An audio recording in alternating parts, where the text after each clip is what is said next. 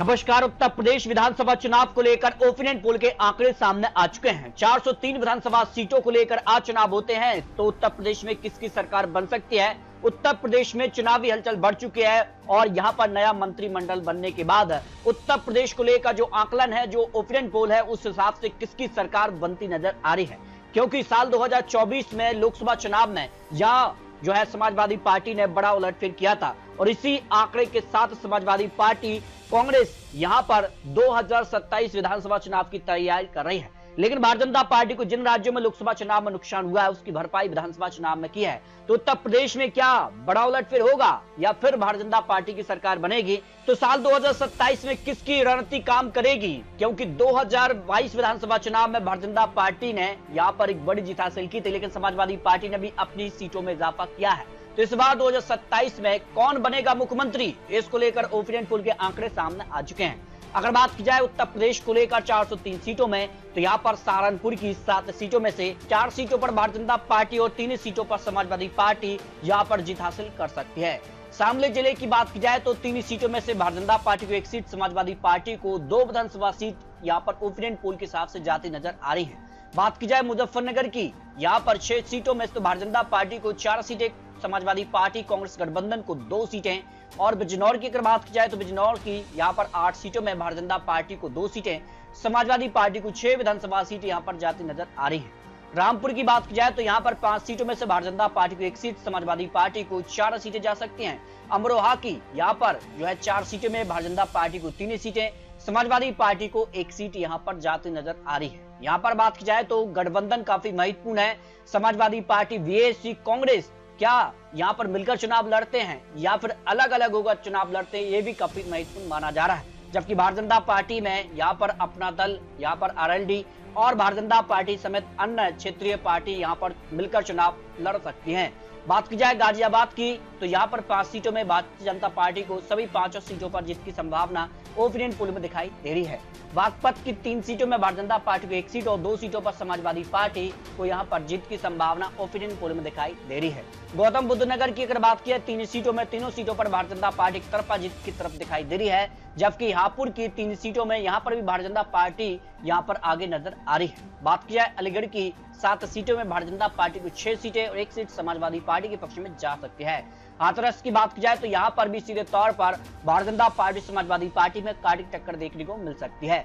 मथुरा की बात की जाए 4 सीटों में तो चारों सीटों पर भारतीय जनता पार्टी यहां पर कमल खिला सकती है। हाथरस की 3 सीटों में भारतीय जनता पार्टी को 2 सीटें, 1 सीट समाजवादी पार्टी के पक्ष में यहां पर जा सकती है, जो ओपिनियन पोल के आंकड़े सामने आ रहे हैं। इसके अलावा फिरोजाबाद की बात की जाए तो यहां पर 5 सीटों में भारतीय जनता पार्टी को 2 विधानसभा सीटें, समाजवादी पार्टी के पक्ष में 3 सीटें जा सकती हैं। आगरा जिले की बात की जाए तो 9 सीटों में यह सभी सीटों पर भारतीय जनता पार्टी का पलड़ा भारी नजर आ रहा है। बात की जाए संभल की, तो 1 सीट पर समाजवादी पार्टी की जीत की संभावना है। मैनपुरी की बात की जाए तो मैनपुरी की 4 सीटों में भारतीय जनता पार्टी की 1 सीट, समाजवादी पार्टी के पक्ष में 3 विधानसभा सीटें यहां पर जा सकती हैं। बरेली जिले की बात की 6 विधानसभा सीटों में भारतीय जनता पार्टी को यहां पर 6 सीटें जा सकती हैं, समाजवादी पार्टी के पक्ष में 3 विधानसभा सीट यहां पर ओपिनियन पोल में दिखाई दे रही है। बदायूं की बात की जाए 6 सीटों में भारतीय जनता पार्टी को 2 सीटें और यहां समाजवादी पार्टी का पलड़ा 4 विधानसभा सीटों पर भारी नजर आ रहा है। बात की जाए सुल्तानपुर की, यहां पर 9 सीटों में भारतीय जनता पार्टी को सबसे ज्यादा 6 सीटें, समाजवादी पार्टी को 3 सीटें और अन्य पार्टी को यहां पर 0 सीट मिल सकती है। लखीमपुर खीरी की 8 सीटों की बात की जाए तो सभी सीटों पर भारतीय जनता पार्टी यहां पर कमल खिला सकती है। उन्नाव जिले की बात की जाए 6 सीटों में भारतीय जनता पार्टी को 5 सीटें मिल सकती हैं, समाजवादी पार्टी के पक्ष में 1 विधानसभा सीट यहां पर जाती नजर आ रही है। हरदोई जिले की बात की जाए 8 सीटों में भारतीय जनता पार्टी को 6 सीटें, समाजवादी पार्टी के पक्ष में 2 विधानसभा सीट यहां पर जा सकती है, जो उत्तर प्रदेश को लेकर सबसे लेटेस्ट ओपिनियन पोल के आंकड़े सामने आ रहे हैं।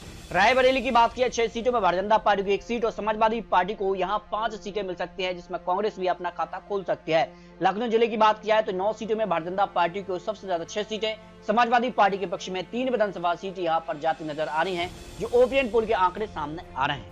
सुल्तानपुर की बात की जाए तो 5 सीटों में भारतीय जनता पार्टी को 3 सीटें, समाजवादी पार्टी को 2 सीटें। अमेठी की अगर बात की जाए तो यहां पर 4 सीटों में भारतीय जनता पार्टी को 2 सीटें, 2 सीटों पर ही समाजवादी पार्टी के बीच कांटे की टक्कर देखने को मिल सकती है, जो ओपिनियन पोल के आंकड़े यहां पर सामने आ रहे हैं। कन्नौज की बात की जाए तो यहां पर 3 सीटों में भारतीय जनता पार्टी को 1 सीट, समाजवादी पार्टी को 2 सीटें मिल सकती हैं। इटावा की बात की 3 सीटों की, तीनों सीटों पर समाजवादी पार्टी का पलड़ा यहां पर भारी नजर आ रहा है। कानपुर देहात की 4 सीटों की बात किया तो चारों सीटों पर भारतीय जनता पार्टी जीत हासिल कर सकती है। कानपुर नगर की अगर बात की जाए तो 10 सीटों में भारतीय जनता पार्टी को 4 सीटें, समाजवादी पार्टी के पक्ष में यहाँ पर जो है 6 विधानसभा सीट यहाँ पर जा सकती हैं। जालौन की बात की जाए 3 सीटों में भारतीय जनता पार्टी को 1 सीट, समाजवादी पार्टी को 2 विधानसभा सीट मिल सकती है। जबकि झांसी की अगर बात की जाए तो यहाँ पर 4 सीटों में भारतीय जनता पार्टी को 3 सीटें, समाजवादी पार्टी के पक्ष में 1 विधानसभा सीट मिल सकती है। जो ओपिनियन पोल के आंकड़े सीधे तौर पर नजर आ रहे हैं, यानी सीधे तौर पर कांटे की टक्कर भारतीय जनता पार्टी और अखिलेश यादव के बीच दिखाई दे रही है। वादा की अगर बात की 4 सीटों में तो यहाँ पर भी भारतीय जनता पार्टी समाजवादी पार्टी के बीच एक कांटे की टक्कर देखने को मिल सकती है। 2-2 विधानसभा सीट यहाँ पर जा सकती हैं। चित्रकूट की बात की 2 सीटों में तो यहाँ पर भी 1-1 सीट यहाँ पर समाजवादी पार्टी और भारतीय जनता पार्टी के बीच है, कांटे की टक्कर देखने को मिल सकती है, जो लेटेस्ट ओपिनियन पोल के आंकड़े सामने आ रहे हैं। फतेहपुर की बात किया तो 6 सीटों में यहाँ पर भी कांटे की टक्कर भारतीय जनता पार्टी और समाजवादी पार्टी में 3-3 सीटें यहाँ पर जाती नजर आ रही हैं। जबकि प्रतापगढ़ की बात किया 7 सीटों में भारतीय जनता पार्टी को 1 सीट, समाजवादी पार्टी के पक्ष में 6 विधानसभा सीट यहाँ पर जाती नजर आ रही है। बाराबंकी की अगर बात किया 6 सीटों में भारतीय जनता पार्टी को सबसे ज्यादा 4 सीटें, समाजवादी पार्टी के पक्ष में 2 सीटें जा सकती हैं। प्रयागराज की 12 सीटों की बात करें तो भारतीय जनता पार्टी को 10 सीटें, समाजवादी पार्टी के पक्ष में 2 विधानसभा सीटें यहाँ पर जा सकती हैं। जो उत्तर प्रदेश को लेकर लेटेस्ट ओपिनियन पोल के आंकड़े सामने आ रहे हैं। अंबेडकर नगर की बात किया 5 सीटों की तो 5 सीटों पर समाजवादी पार्टी का पलड़ा भारी नजर आ रहा है। बहराइच की बात किया 7 सीटों में भारतीय जनता पार्टी को 3 सीटें, समाजवादी पार्टी के पक्ष में 4 विधानसभा सीट यहाँ पर जाती नजर आ रही है। श्रावस्ती की बात की जाए तो यहाँ पर 2 सीटों में दोनों सीटों पर समाजवादी पार्टी यहाँ पर जीत हासिल कर सकती है। जबकि बलरामपुर की 4 सीटों में भारतीय जनता पार्टी को 3 सीटें, समाजवादी पार्टी के पक्ष में 1 विधानसभा सीट यहाँ पर जा सकती है। जो ओपिनियन पोल के आंकड़े उत्तर प्रदेश को लेकर सामने आ रहे हैं। गोंडा जिले की बात करें 7 सीटों की तो सभी सीटों पर भारतीय जनता पार्टी का पलड़ा भारी है। सिद्धार्थनगर की बात की जाए 5 सीटों में भारतीय जनता पार्टी को 4 सीटें और समाजवादी पार्टी के पक्ष में 1 सीट यहाँ पर जा सकती है। महाराजगंज की बात किया 5 सीटों में भारतीय जनता पार्टी को 3 सीटें मिल सकती हैं, समाजवादी पार्टी को 2 सीटें यहाँ पर जाती नजर आ रही है। संत कबीर नगर की अगर बात किया 3 सीटों की तो तीनों सीटों पर भारतीय जनता पार्टी यहाँ पर जीत हासिल कर सकती है। जो ओपिनियन पोल के आंकड़े यहाँ पर सामने आ रहे हैं। जबकि कुशीनगर की बात की जाए तो 7 सीटों में भारतीय जनता पार्टी को सबसे ज्यादा 6 सीटें मिल सकती हैं, समाजवादी पार्टी के पक्ष में 1 सीट यहाँ पर जा सकती है। गोरखपुर की 9 सीटों की बात किया तो सभी सीटों पर भारतीय जनता पार्टी का यहाँ पर पलड़ा भारी नजर आ रहा है। आजमगढ़ की बात किया 10 सीटों की 10 सीटों पर भारतीय जनता पार्टी को झटका है, जबकि समाजवादी पार्टी का 10 सीट पर पलड़ा भारी हो सकता है। देवरिया जिले की 7 सीटों में तो यहाँ भारतीय जनता पार्टी एक तरफा जीत की तरफ दिखाई दे रही है। बलिया जिले की बात की जाए तो यहाँ पर बीएसपी अपना खाता खोल सकती है। मऊ जिले की बात की जाए 4 सीटों में तो समाजवादी पार्टी का पलड़ा यहाँ पर भारी नजर आ रहा है। जबकि जौनपुर की 9 सीटों की बात की तो भारतीय जनता पार्टी को 1 सीट, समाजवादी पार्टी को 8 विधानसभा सीट मिल सकती हैं। गाजीपुर की बात किया तो भारतीय जनता पार्टी को 1 सीट और समाजवादी पार्टी यहाँ पर भी सबसे ज्यादा 6 सीटें यहाँ पर हासिल कर सकती है। चंदौली जिले की बात किया 4 सीटों में भारतीय जनता पार्टी को 3 सीटें और समाजवादी पार्टी को 1 सीट मिल सकती है। वाराणसी की बात किया 8 सीटों की तो सभी सीटों पर भारतीय जनता पार्टी का पलड़ा यहाँ पर भारी नजर आ रहा है और प्रधानमंत्री मोदी जी यहाँ से सांसद हैं, इसका फायदा भी विधानसभा चुनाव में मिल सकता है।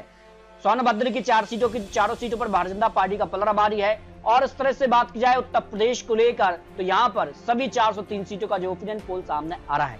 आज अगर उत्तर प्रदेश में विधानसभा चुनाव होते हैं, जिस कार की रणनीति है, जिस कार की तैयारी है, उस आधार पर भारतीय जनता पार्टी 236 से ज्यादा विधानसभा सीटों पर पलड़ा भारी नजर आ रहा है। हालांकि समाजवादी पार्टी 2022 में 111 सीटें, लेकिन इस बार 165 से ज्यादा सीटों पर जीत की संभावना नजर आ रही है। भाई बीएसपी को 2 सीटें और कांग्रेस समाजवादी पार्टी के साथ मिलकर चुनाव लड़ती है तो इस तरह के आंकड़े बन सकते हैं। लेकिन कांग्रेस अलग होकर चुनाव लड़ेगी तो समाजवादी पार्टी का जो आंकड़ा है वो गिर सकता है। लेकिन अन्य सीटों पर बात की जाए अन्य पार्टियों को तो अन्य के खाते में भी करीब 5 से 10 सीटें जाने की संभावना ओपिनियन पोल में लगाई जा रही है। तो उत्तर प्रदेश को लेकर माना जा रहा है कि बीएसपी, कांग्रेस और समाजवादी पार्टी क्या मिलकर चुनाव लड़ते हैं, ये भी काफी महत्वपूर्ण हो जाता है, क्योंकि जिस कार की रणनीति है, जिस कार की तैयारी है और कई मुद्दों के साथ, बेरोजगारी, महंगाई जैसे मुद्दों के साथ अखिलेश यादव चुनावी मैदान में उतर गए हैं।